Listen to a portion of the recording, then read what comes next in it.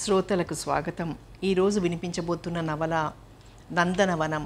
రచన నందం రామారావు గారు. రాత్రి 7 గంటలైంది. చలికాలం కావటం వలన అప్పటికే బాగా చీకటి పడిపోయింది. గోపాలపురానికి వచ్చే ఆఖరి బస్సు వచ్చి రోడ్డు మీద ఆగింది. ఆ పల్లెటూరికి సాధారణంగా ఆ బస్సులో ఎవ్వరూ ప్రయాణం చెయ్యరు. కానీ ఆ రోజు కండక్టరు గోపాలపురం అని కేకయ్యగానే సీట్లో కూర్చుని కొనికిపాట్లు పడుతున్న మధు ఉలిక్కిపడి లేచాడు. తన కాళ్ళ దగ్గర ఉన్న సూట్ కేస్ పుచ్చుకొని బస్సు దిగాడు. బస్సు కదిలిపోయింది. మధు సూట్ కేస్ కింద పెట్టి ఒక్కసారి బద్ధకంగా ఒళ్ళు విరుచుకుని చుట్టూ చూశాడు. అంతా చీకటిగా నిశ్శబ్దంగా ఉంది. ఇటువంటి పల్లెటూళ్లలో చీకటి పడితే చాలు తలుపులు మూసుకుంటారు. నిద్ర పట్టని కొంతమంది పెద్దలు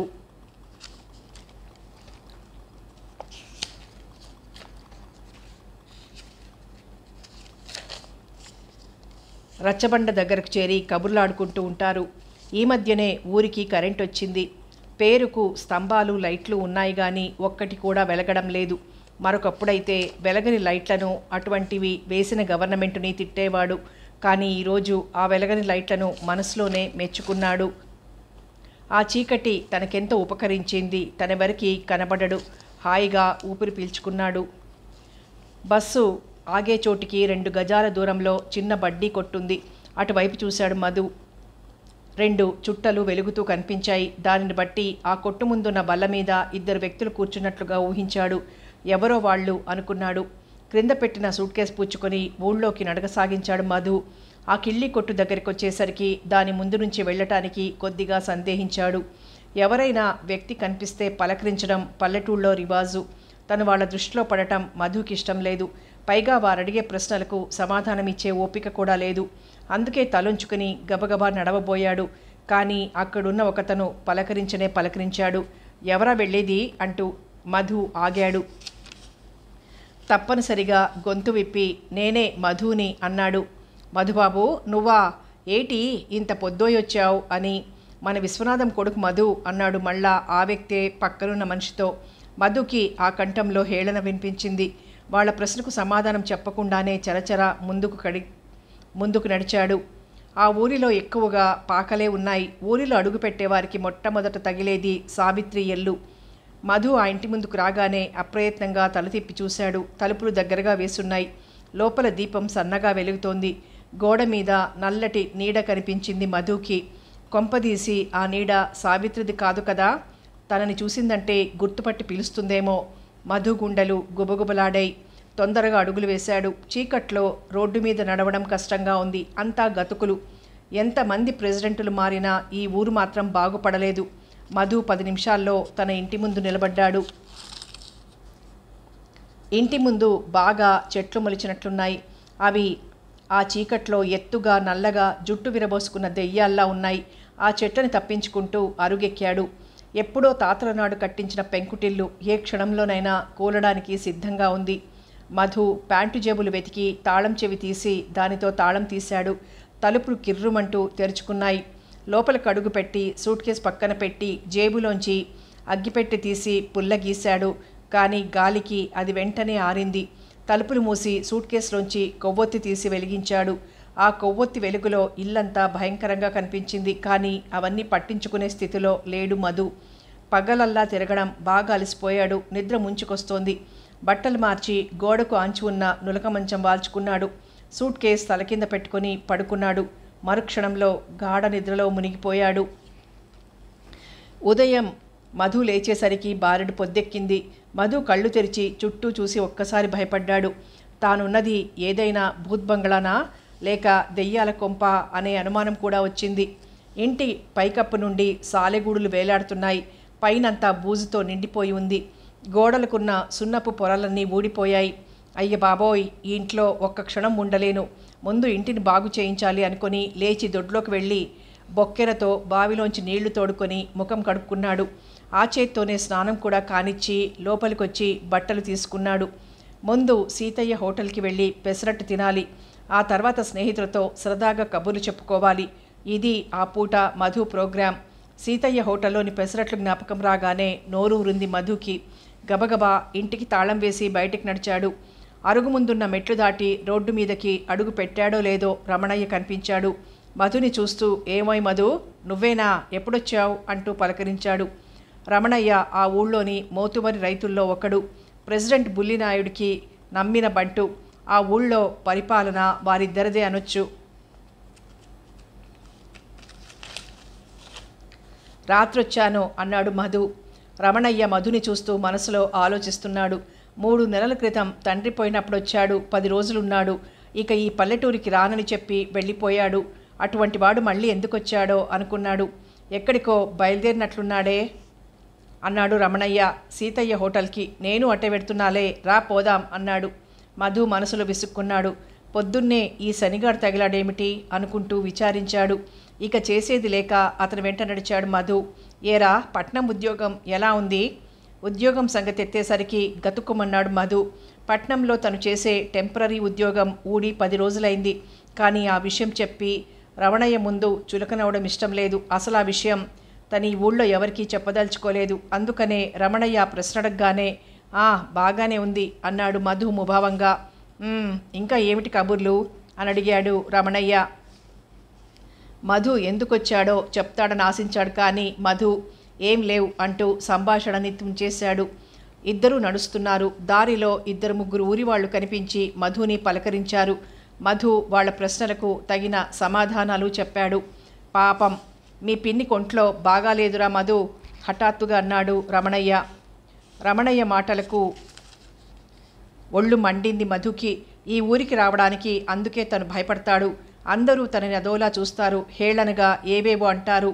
ఆ మాటలు తను వినలేడు, విని భరించలేడు. ఇద్దరూ బసవయ్య గారి ఇంటి ముందుకొచ్చారు. మధు అప్రయత్నంగా తలెత్తి ఆ ఇంటి వైపు చూశాడు. బసవయ్య తన ఇంటి అరుగు మీద కూర్చుని ఎవరితోనో మాట్లాడుతున్నాడు. బసవయ్య కూడా ఆ ఊళ్ళో ఒక మోతుబరి రైతే. బసవయ్య మధు తండ్రి విశ్వనాథం ప్రాణ స్నేహితులు. మధు బసవయ్య కొడుకు రామం స్నేహితులు. బసవయ్య మధుని చూసి మధు ఎప్పుడొచ్చావు అంటూ పలకరించాడు. బసవయ్య గొంతు విని ఆగాడు మధు. ఈ వంకతో రమణయ్యని వదిలించుకోవచ్చని మనసులో ఆనందించాడు. పైకి మాత్రం రమణయ్యతో బసవయ్య గారు పిలుస్తున్నారండి, వెడతాను, ఊళ్ళో ఉండగా మళ్ళీ కలుస్తాను అన్నాడు. పో, ఏ గూటి పక్షి ఆ గూటికే చేరుతుందిలే, వెళ్ళు మరి అన్నాడు. ఆ మాటలకర్థం ఏమిటో తెలియలేదు మధుకి. అయినా ఆ మాటను గురించి ఏం పట్టించుకోకుండా బసవయ్య దగ్గరికి నడిచాడు.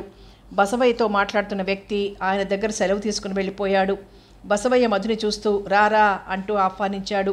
నమస్కారం అండి అన్నాడు మధు. అది సరే గాని నువ్వలా కూర్చో ముందు. మధు చాప మీద కూర్చున్నాడు. ఎప్పుడొచ్చావయ్యా అన్నాడు బసవయ్య. రాత్రండి. రామం లేడా? లేడు, ఎరువులు కొనడానికి పట్నం వెళ్ళాడు. ఏమిటి విశేషాలు అని అడిగాడు బసవయ్య. ఏం లేదండి, అన్నీ బాగానే ఉన్నాయి. నువ్వు వెళ్ళి దాదాపు 3 నెలలైనట్లుంది. ఇల్లు పాడుపడిపోలా? అవునండి, బాగా పాడైంది. ఉండటానికి ఏమాత్రం వీలు లేకుండా ఉంది. మా పని వాళ్ళని పంపి శుభ్రం చేయిస్తాను, అంతవరకు మా ఇంట్లో ఉండవయ్యా అన్నాడు. మధు మొహమాటం పడ్డాడు. అబ్బే ఎందుకండి? ఏం పర్వాలేదయ్యా, మా విశ్వనాథం కొడుకు అంటే నాకు కొడుకు లాంటి వాడివే. ఇది కూడా నీ ఇల్లే అనుకో. మధు మాట్లాడలేదు. రాత్రే ఇక్కడికి రావాల్సిందన్నట్లు రాత్రి భోజనం చేశావా? లేదండి, హోటల్లో టిఫిన్ చేశాను. రాత్రి భోజనం లేదు. పొద్దున కూడా ఏమీ తినలేదనుకుంటా. లే, ముందు భోజనం చేద్దాం. అప్పుడే భోజనం ఏమిటండి? అప్పుడే ఏమిటి, ఇప్పుడు టైం ఎంత అయిందో తెలుసా? 10 కావస్తోంది అని. అమ్మాయి, వంట అయిందా అంటూ అక్కడి నుంచే లోపలికి కేక పెట్టాడు. అయింది నాన్న, లోపల నుండి సన్నటి కంఠం పలికింది. అయితే నాకు మధు అన్నయ్యకి వడ్డించమ్మా అన్నాడు. ఆకలి విపరీతంగా ఉండటం వలన మధు కూడా ఎక్కువ అడ్డు చెప్పలేదు. ఇంతలో బసవయ్య కూతురు 12 ఏళ్ల సీత చెంబుతో నీళ్లు తెచ్చి కాళ్ళు కడుక్కొన్నయ్యా అంది. మధు సీత కేసి చూస్తూ బాగున్నావా సీత అంటూ పలకరించాడు. అంటూ చెంబు అక్కడ పెట్టి నవ్వుతూ లోపలికెళ్ళింది. రా మధు అన్నాడు బసవయ్య. మధు కాళ్ళు కడుక్కొని బసవయ్య వెంట లోపలికి నడిచాడు. భోజనం చేస్తుంటే అన్నాడు బసవయ్య, మీ నాన్న లేకపోయేసరికి ఆ వీధిలోకే రాబుద్దేయడం లేదయ్యా. అసలు మీ నాన్న పోయాక ఈ ఊరికే కళపోయిందనుకో. నా మట్టుకు నాకు శరీరంలో సగభాగం తెగిపోయినట్లుగా ఉంది. ఏమిటో, బతికునున్నాళ్ళు సుఖం అనేది లేకుండా బతికాడు. కొందరు జీవితాలు అంతేనేమో. బసవయ్య తండ్రి పేరెత్తగానే మధుకి తండ్రి వలన తన తల్లి పడ్డ బాధలు ఈ ఊళ్ళో తను పొందిన అవమానాలు జ్ఞాపకం వచ్చి తింటున్న అన్నం చేదుగా తోచింది. నువ్వు ఒక ఇంటివాడివైతే చూడాలని తప్పించిపోయాడు. కానీ ఆ కోరిక తీరకుండానే వెళ్ళిపోయాడు. మధు మాట్లాడలేదు. ఇద్దరి మనసుల్లోనూ విశ్వనాథం నిలిచాడు. విశ్వనాథం జ్ఞాపకాలు బసవయ్యకి ఆనందం కలిగిస్తే మధుకి కోపం తెప్పించాయి. క్షణం ఆగి బసవయ్య అడిగాడు, నీ ఉద్యోగం బాగుందా మధు? మధుకి ఇక్కడ కూడా అబద్ధాన్ని ఆశ్రయించక తప్పలేదు. నువ్వు మీ నాన్న పేరు నిలబెట్టి మిమ్మల్ని ఆడిపోసుకునే వాళ్ళ నోళ్లు మూయించాలి మధు, అదే నేను కోరేది అంటూ లేచి చెయ్యి కడుక్కోవడానికి దొడ్లోకి వెళ్ళాడు బసవయ్య. మధు కూడా లేచాడు. చాలా రోజుల తర్వాత కమ్మటి భోజనం చేశారనుకున్నాడు మధు. ఇద్దరు హాల్లో కూర్చున్నారు. మధు, ఏదైనా పని మీద ఊరొచ్చావా? ఆ ప్రశ్న మధులో సంచలనాన్ని కలిగించింది. 3 నెలల క్రితం తన తండ్రి చనిపోయిన రోజున వచ్చాడు. తనకిష్టం లేకపోయినా ఊరి వాళ్ల కోసం తండ్రి కర్మకాండ పూర్తయ్యే వరకు ఉన్నాడు. తిరిగి పట్నం వెళ్తూ బసవయ్య దగ్గరికి చెప్పటానికి వచ్చాడు. మళ్ళీ వస్తూ ఉంటావుగా అన్న బసవయ్య ప్రశ్నకు, మళ్ళీ ఈ ఊరా? ఈ జన్మలో రాను అని ఖచ్చితంగా చెప్పి వెళ్ళాడన్నాడు. బహుశా ఆ రోజు తనన్న మాటను ఇంకా గుర్తుంచుకొని అడిగి ఉంటాడు బసవయ్య అనుకున్నాడు మధు. ఏది ఏమైనా ఆయనకి తనెందుకు వచ్చింది చెప్పదలుచుకున్నాడు. ఆయన సలహా లేనిదే తనెలాగూ వచ్చిన పని సాధించుకోలేడు. అందుకే మా నాన్న పొలాన్ని అమ్మాలనొచ్చాను అన్నాడు మధు. ఆ మాట విని బసవయ్య ఆశ్చర్యపోయాడు. పొలం అమ్ముతావా? అవునండి, నాకు ఇక్కడికి తరచూ రావడానికి కుదరదు. ఇంకా ఈ పొలం ఎవరు చూస్తారు? నేను లేననుకున్నావా మధు అన్నాడు బసవయ్య. మధు తడబడ్డాడు. అది కాదండి, నేను నీకు అన్యాయం చెయ్యను మధు. బసవయ్య గొంతు ఆర్ద్రంగా పలికింది. మధు కంగారు పడ్డాడు. అది కాదండి, నాకు కొద్దిగా డబ్బు అవసరం, అందుకని అన్నాడు తడబడుతూ. బసవయ్య నవ్వాడు. డబ్బు కావాలంటే నేను లేనా? బంగారం లాంటి పొలం అమ్మడం ఎందుకు మధు? మీ నాన్న రక్తాన్ని చెమటగా మార్చి డబ్బు కూడబెట్టి ఆ పొలాన్ని కొన్నాడు. మీ నాన్న జ్ఞాపకార్థమైన ఆ పొలం ఉండాలి. అది అమ్మితే మీ నాన్న ఆత్మ బాధపడుతుంది. అందుకే తను అమ్మాలనుకుంటున్నాడు. తన తండ్రి గుర్తులు ఏమీ మిగలకూడదు, అన్నీ సమూలంగా తుడిచెయ్యాలి. కానీ బసవయ్యతో అవేమీ చెప్పలేకపోయాడు. బసవయ్య మధు భుజం మీద చెయ్యి వేసి తట్టి, మధు, చిన్నప్పటి నుంచి నన్ను చూస్తూనే ఉన్నావు. ఇంకా నా దగ్గర మొహమాటమేనా? నీకెప్పుడో చెప్పాను, మా రామమెంతో నువ్వు నాకంతేనని. నీకే అవసరం వచ్చినా నన్నడుగు. నీకెంత డబ్బు కావాలన్నా తీసుకెళ్ళు, నేనిస్తాను. అంతేగాని పొలం అమ్మొద్దు. మధు ఇంకేమనలేక అలాగేనంటూ తలూపాడు. కాసేపు ఆ గదిలో పడుకుని విశ్రాంతి తీసుకో అన్నాడు బసవయ్య. మధు లేచి గదిలోకి వెళ్ళాడు.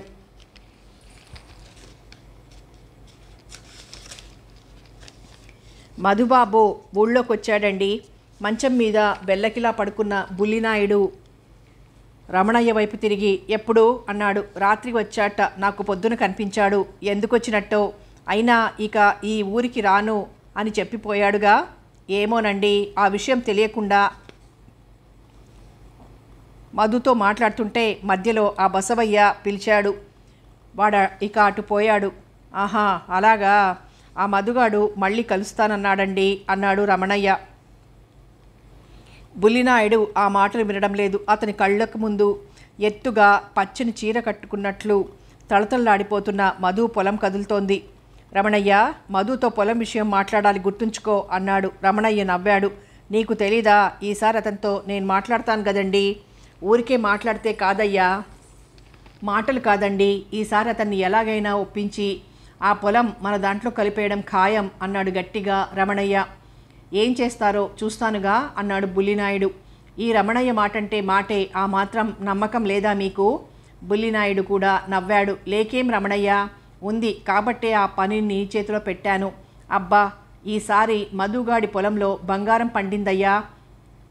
మన పక్కనే అంత సిరిని చూస్తూ ఊరుకోవడం నాకు సాధ్యం కావడం లేదు. మీరేం దిగులు పడకండి, వచ్చే ఏటికి ఈ చివరి నుంచి ఆ చివరి వరకు అంతా మీదే అవుతుంది అంటూ ధైర్యం చెప్పాడు రమణయ్య. బుల్లినాయుడికి ఆ మాట సంతోషాన్ని కలిగించింది. నాకు తెలుసయ్యా నీ ప్రతిభ. రాత్రికి మా ఇంటికి భోజనానికి రా, మా అమ్మాయి పద్మ నీకు ఇష్టమని పెరుగుగారలు చేస్తానంది. రమణయ్యకి తిండి మాట చెప్పేటప్పటికీ నోరూరింది. అలానే అన్నాడు ఆనందంగా. మధు నిద్ర లేచేసరికి సాయంత్రం 4 అయింది. వాచి చూసుకుని ఏమిటి ఇంతసేపు పడుకున్నాను అని అనుకుంటూ గది నుండి బయటకు వచ్చాడు. చావడిలో ఎవరూ కనబడలేదు. అక్కడే నిలబడి సీత అని పిలిచాడు. వస్తున్నానన్నయ్యా అంటూ సీత వచ్చింది. ఎందుకన్నయ్యా అంది మధుని చూస్తూ. నేను ఇంటికి పెడుతున్నానమ్మా. ఇంటికా? అవునమ్మా, బట్టలు మార్చుకుని వస్తాను. నీ సూట్ కేసు ఇక్కడే ఉందన్నయ్యా, నాన్న ఇందాక తెప్పించారు అంది సీత. మధు ఆశ్చర్యపోయాడు. తెప్పించారా? లోపలుంది, తెస్తానుండు అని లోపలికెళ్ళింది సీత. అయితే తనిక్కడ ఉండటం తప్పదన్నమాట. బసవయ్యకి తన మీద ఉన్న వాత్సల్యానికి సంతోషం కూడా కలిగింది. ఇదిగో అన్నయ్య, సీత సూట్ కేసు తెచ్చిచ్చింది. మధు దాన్ని అందుకుని గదిలో పెట్టుకున్నాడు. దానిలోంచి టవల్ తీసుకుని కాస్త ముఖం కడుక్కుంటానమ్మా అన్నాడు సీతతో. అలాగే అన్నయ్య అంటూ సీత దొడ్లోకి దారి తీసింది. మధు సీత వెనకే వెళ్ళాడు. దొడ్లో నూతి దగ్గర ముఖం కడుక్కొని రాబోతుంటే సీత, అన్నయ్యకి పలహారం ఇచ్చిరావే అన్న మాటలు వినిపించాయి. అటు చూశాడు. వంటింటి గుమ్మంలో నిలబడి ఉంది బసవయ్య భార్య సూరమ్మ. మధుకి అప్పుడు జ్ఞాపకం వచ్చింది, తనింతవరకు ఆవిడని పలకరించలేదనే విషయం. తన పొరపాటుకి నొచ్చుకున్నాడు. ముఖం తుడుచుకుని గబగబా ఆవిడ దగ్గరికి వెళ్ళి బాగున్నారా అమ్మా అంటూ పలకరించాడు. ఆవిడ ముఖం ఇంత చేసుకుని నవ్వుతూ బాగున్నాను నాయనా, నువ్వు మాత్రం చిక్కిపోయావు అంది. మధు నవ్వాడు. చిక్కానా? ఇంకా నయం, బాగా లావైతేను. ఏం సీత, నువ్వేమంటావు అన్నాడు సీత వైపు తిరిగి. సీత నవ్వింది. ఇందాక మీ బాబాయ్ గారన్నారు మీ ఇంటిని బాగు చేయించాలని. కానీ ఇల్లు బాగుపడినా నువ్వు ఈ ఊళ్ళో ఉన్నంతకాలం మా ఇంట్లోనే ఉండాలి. ఎటువంటి సంకోచం పెట్టుకోకుండా నీ స్వంత ఇంట్లో ఉన్నట్లే ఇక్కడుండు బాబు. ఆవిడ ఆప్యాయతకి మనసు స్పందించింది మధుకి. వీళ్ళందరికీ తనంటే ఎందుకింత వెర్రి అభిమానం? తాను తిరిగి వాళ్లపై అంతటి అభిమానం చూపగలుగుతున్నాడా? ఏమిటి బాబు ఆలోచన? ఏం లేదండి, అలాగే మీ ఇష్టప్రకారమే ఉంటాను అని గదిలోకొచ్చాడు. బట్టలు మార్చుకుని తలదువ్వుకుంటుంటే సీత పలహారం, కాఫీ తెచ్చింది. అవి తీసుకున్నాడు. సీత, అలా బయటికి వెళ్ళొస్తాను, మీ అమ్మగారితో చెప్పు అన్నాడు. సీత అలాగేనంటూ తలూపింది. మధు చెప్పులు వేసుకుని వీధిలోకి వచ్చాడు. ఎక్కడికి వెళ్ళాలి? క్షణం ఆలోచించాడు. తన స్నేహితుడు శేషగిరి జ్ఞాపకం వచ్చాడు. ముందు వాడింటికే వెళ్ళాలి. వాడి మధ్యనే పెళ్లి కూడా చేసుకున్నట్ట. పెళ్ళయ్యాక ఎలా ఉన్నాడో చూడాలి అనుకుంటూ శేషగిరి ఇంటివైపు నడక సాగించాడు. మధు వెళ్ళేసరికి శేషగిరి ఇంట్లోనే ఉన్నాడు. వరండాలో కూర్చుని పేపరు చదువుకుంటున్నాడు. మెట్లెక్కి వస్తున్న మధుని చూసి గబుక్కున కుర్చీలోంచి లేచి, మధు రారా, ఎప్పుడొచ్చావు, ఏమిటి కదా అంటూ ఎదురొచ్చాడు. రాత్రి వచ్చాను శేషు. అలాగా, లోపలికి రా అంటూ హాల్లోకి దారి తీశాడు. అక్కడున్న కుర్చీ చూపిస్తూ అలా కూర్చోరా అన్నాడు. మధు కుర్చీలో కూర్చున్నాడు. శేషగిరి తను ఒక కుర్చీలో కూర్చుని ఏమిటి పట్నం కబుర్లు అని అడిగాడు. ఏం లేవురా, అన్నీ బాగానే ఉన్నాయి అన్నాడు మధు. శేషగిరి మధుని ఎగాదిగా చూస్తూ, మధు నీకు పట్నం నీళ్లు బాగానే వంటబట్టాయిరా అన్నాడు. మధు నవ్వి, ఏం బాగా మారిపోయానా అన్నాడు. నీలో బాగా మార్పు వచ్చిందిరా. ఇదివరకు సన్నగా ఉండేవాడివి, ఇప్పుడు పొడవుకు తగ్గ లావుతో సినిమా హీరోలా ఉన్నావు అన్నాడు. శేషగిరి తననలా పొగుడుతుంటే మధుకి ఏం చెప్పాలో తోచక నవ్వి ఊరుకున్నాడు. ఉద్యోగం ఎలా ఉందిరా మధు? ఆ ప్రశ్నతో మనసు చిబుక్కుమంది.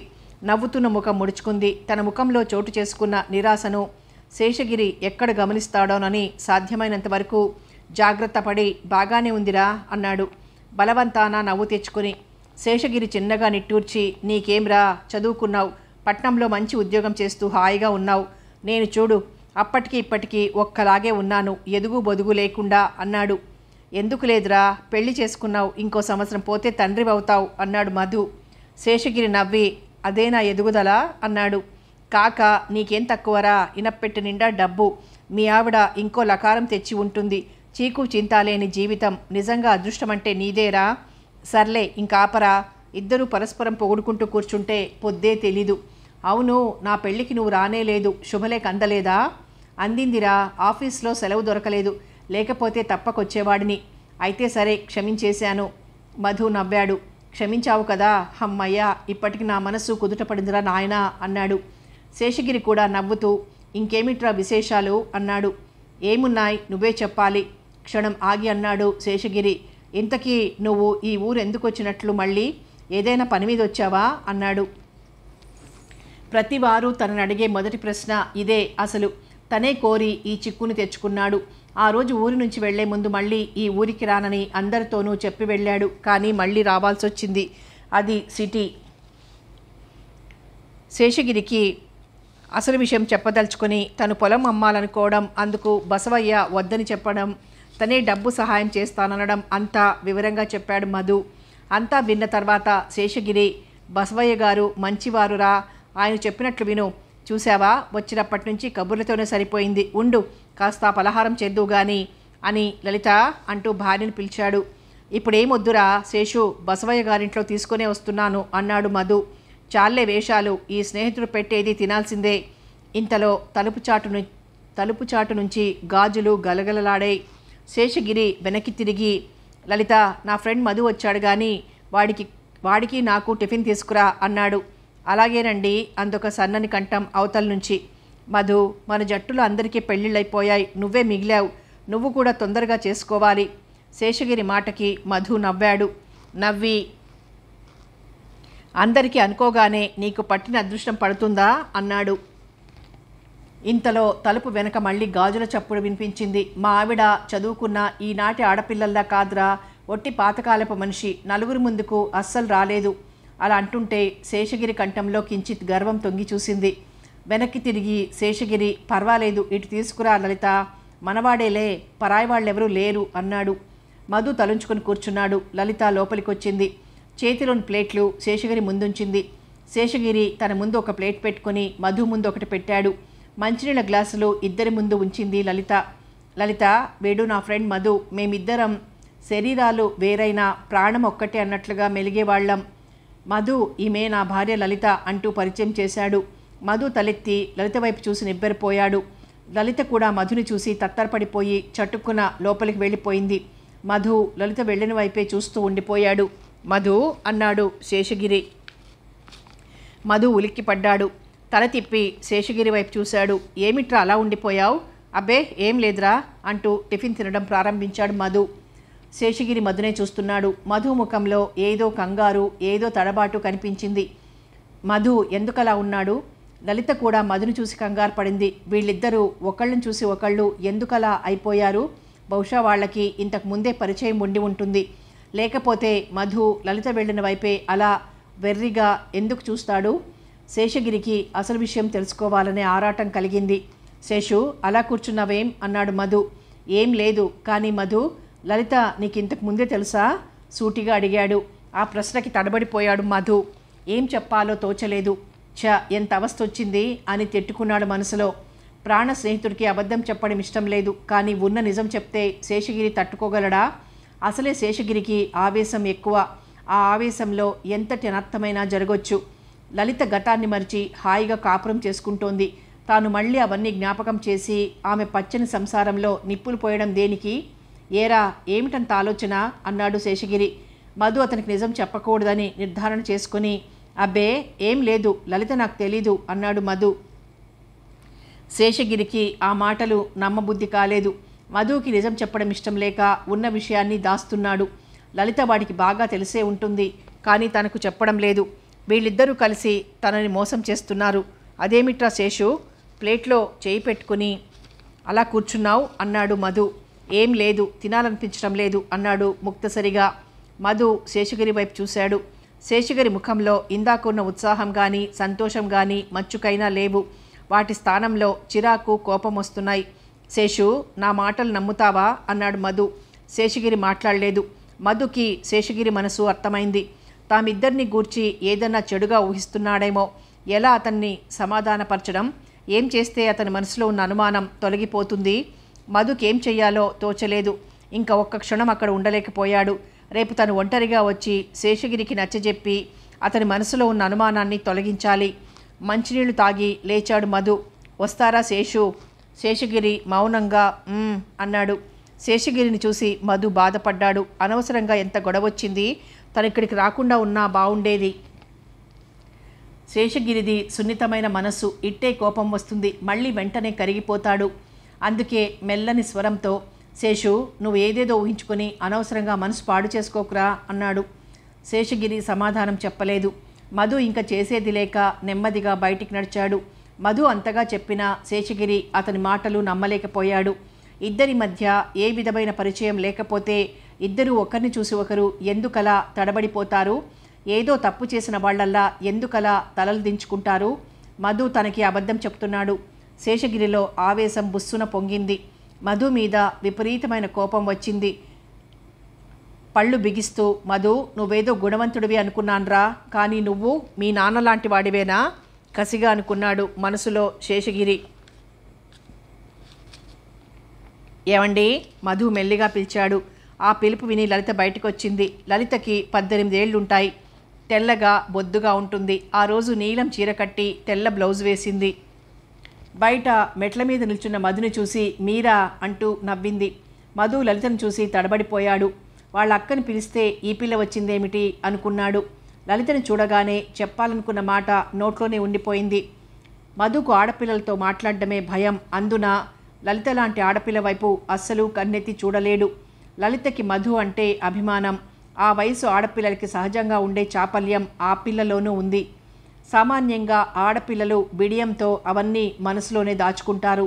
కానీ లలిత తన మనసులో ఉండే భావాల్ని పైకి చెప్పుకోవడానికి సిగ్గుపడదు. ఎటువంటి వ్యక్తులతోనైనా గలగలా మాట్లాడి స్నేహం చేస్తుంది. దీనికి ఒక విధంగా ఆమె తల్లి గారాబమే కారణం. తండ్రి లేని పిల్లని తల్లికి లలితంటే ముద్దు. ఆమె ఆడిందాట, పాడింది పాట. మధు తన స్నేహితుడు రాజుతో కలిసి సంవత్సరం నుంచి వాళ్ళింట్లో అద్దెకుంటున్నాడు. రాజుకు లలితకు మంచి స్నేహం. ఇద్దరూ కలిసి సినిమాలకి, షికార్లకి తిరుగుతూ ఉంటారు. కానీ మధుకి మాత్రం కాలేజీ లేకపోతే గది, ఈ రెండే అతని ప్రపంచం. లలితకి మధుతో మాట్లాడాలని ఎప్పటినుంచో కోరిక. కానీ ఇన్నాళ్ళు అది తీరని కోరికగానే ఉండిపోయింది. ఈరోజు మధు ఒంటరిగా చూడగానే లలితలో చిత్రమైన ఆలోచన వచ్చింది. రండి లోపలికి అంది మధుని లోపలికి ఆహ్వానిస్తూ. పర్వాలేదండి, నేను ఇవాళ మా ఊరు వెళ్తున్నాను, అద్దివ్వాలని. చేతిలోని డబ్బు చూపెట్టాడు.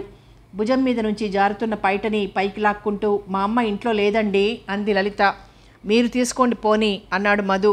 అబ్బే, నాకు ఇటువంటివేమీ తెలీదు. అద్దెకి గది ఇచ్చింది మా అమ్మ. అద్దె ఇవ్వాల్సింది మా అమ్మకే. మా అమ్మ ఇప్పుడే వచ్చేస్తుంది, కూర్చోండి అంది. మధు సంశయిస్తూ నిలబడ్డాడు.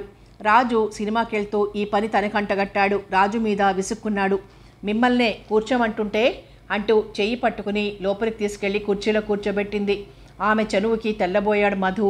అవును, మీరు ఈరోజు ఊరికి వెడుతున్నారా అంది లలిత కుర్చీ పక్కనే నిలబడి. అన్నాడు మధు తలుంచుకొని. లలిత పైట కొంగు మాటిమాటికి మధు ముఖానికి కొట్టుకుంటోంది. ఆమె శరీరం నుంచి ఏదో వింత పరిమళం గాలిలో తేలివచ్చి అతనికి మత్తుగా తాకుతోంది. ఈ రాత్రికి సినిమాకి వెడదాం, ఉండకూడదు అంది గోముగా. అబ్బే, నాకు వీలు పడదు మధు కంగారు పడిపోతూ అన్నాడు. సంవత్సరం నుంచి ఈ గదిలో ఉంటున్నారు, ఒక్కసారి కూడా నాతో సరిగ్గా మాట్లాడలేదు అంటూ బొంగమూతి పెట్టింది. మధు బోన్లో పడ్డ ఎలకల గిలగిల్లాడాడు. ఏమండి, సమాధానం చెప్పరే, ఏం మాట్లాడాలి అన్నాడు ఎలాగో గొంతు పెగిల్చుకొని. ఏం మాట్లాడాలా? రాజు మాట్లాడటంలా? ఇంత అందంగా సినిమా హీరోలా ఉంటారు, పైగా కాలేజీలో పెద్ద చదువు చదువుతున్నారు, మాట్లాడడం రాదా అంది నిష్ఠూరంగా. ఈ ధోరణి చూసి మూగవాడిలా అయిపోయాడు మధు. లలిత ముందు ఇంకొక క్షణం కూడా కూర్చోలేక కుర్చీలోంచి లేచాడు. లలిత చటుక్కున ముందుకు వంగి కుర్చీలోంచి లేవబోయే మధు భుజాల మీద చేతులు వేసింది. లలిత మెత్తని స్పర్శ క్షణకాలం మైమరుపు కలిగించినా వెంటనే సర్దుకుని ఆమె చేతుల్ని విదిలించి చరచరా బయటికొచ్చాడు మధు. మనసులో లలితంటే విపరీతమైన జుగుప్స కలిగింది. లలిత ప్రభావాన్ని అసహించుకుంటూ రోడ్లన్నీ తిరిగి తిరిగి రాత్రి 10ంటికి గదికి చేరాడు. మధు వచ్చేసరికి గది తలుపులు వేసి ఉన్నాయి. లోపల నుండి లలిత నవ్వు, రాజు మాటలు సన్నగా వినిపిస్తున్నాయి. ఇంకతను ఉండలేక తనకు తెలిసిన ఫ్రెండ్ రూమ్కెళ్ళి ఆ రాత్రి పడుకున్నాడు. ఆ మర్నాడే ఆ స్నేహితుడి రూమ్లోకి తన సామాన్లతో సహా చేరిపోయాడు మధు. మంచం మీద పడుకుని దొర్లుతున్న మధు మనస్సులో దాదాపు 5 ఏళ్ల క్రిందట జరిగిన ఆనాటి సంఘటన మెదిలింది. ఈ మధ్యకాలంలో లలితని పూర్తిగా మర్చిపోయాడు. ఆనాటి లలిత తిరిగి ఇప్పుడు ఇలా ప్రత్యక్షం కావడం అతనికి ఏదోలా అనిపించింది. ఇంకో చోట ఎక్కడ ఏ విధంగా లలిత కనిపించినా ఇంత బాధ ఉండకపోను. కానీ లలిత శేషగిరి భార్యగా ఇక్కడికి రావడమే బాధగా ఉంది. శేషగిరి తండ్రి శంకరయ్య కూడా తనని, తన తండ్రిని ఎన్నో అనేవాడు. తను కనిపించినప్పుడల్లా మీ పిన్ని ఎలా ఉందిరా అంటూ ఎగతాళిగా నవ్వేవాడు. అమ్మ కనిపిస్తే సావిత్రికి కొత్త నగ కొనిచ్చాడు మీ ఆయన, అది పెట్టుకుని ఎలా తిరుగుతుందో చూసావా అమ్మాయి అంటూ ఏవేవో చెప్పేవాడు. ఇక ఆ రాత్రికి అమ్మకి నాన్నకి యుద్ధం జరిగేది. తను ఏడుస్తూ కూర్చునేవాడు.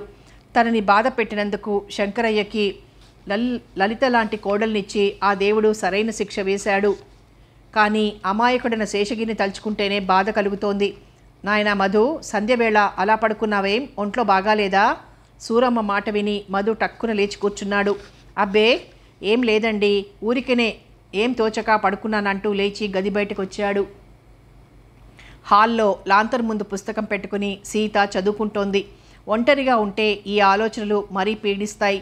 కాసేపు సీతతో కబుర్లైనా చెప్దామని ఆ పిల్ల దగ్గరికి వెళ్ళి, ఏమిటి సీత చదువుతున్నావు అని అడుగుతూ సీత పక్కన కూర్చున్నాడు. సీత తలెత్తి మధువైపు చూస్తూ, ఇంగ్లీష్ పుస్తకం అన్నయ్యా అంది. ఇంగ్లీష్ పుస్తకమా? రామం అన్నయ్య తెచ్చాడు. అన్నయ్య ఉంటే ఈ పాటికి ఇంకో పాఠం కూడా అయిపోయేది అంది సీత. ఏది పుస్తకం అంటూ దాన్ని చేతిలోకి తీసుకుని చూశాడు. హాల్లో గుమ్మంలో కూర్చున్న సూరమ్మ మధువైపు చూస్తూ, అమ్మాయికి చదువు అంటే చాలా ఇష్టం నాయనా, మరిప్పుడు స్కూల్ లేదు, పట్నం పంపాలంటే కుదరదు. మా రామమే వాడికి వీలున్నప్పుడల్లా చెప్తూ ఉంటాడు అంది. అలాగా, నేను ఇక్కడ ఉన్నన్నాళ్ళు సీతకు పాఠాలు చెప్తానులేండి అన్నాడు మధు. ఆ మాటతో సీత ముఖం కళకళలాడిపోయింది. సూరమ్మ కూడా ఆనందపడుతూ, మంచిది నాయనా అంది. సీత, ఇవాళ కొత్త పాఠం చెప్పనా అన్నాడు. చెప్పన్నయ్యా, 4వ పాఠం అయింది, 5వది మొదలు పెట్టాలి అంది సీత.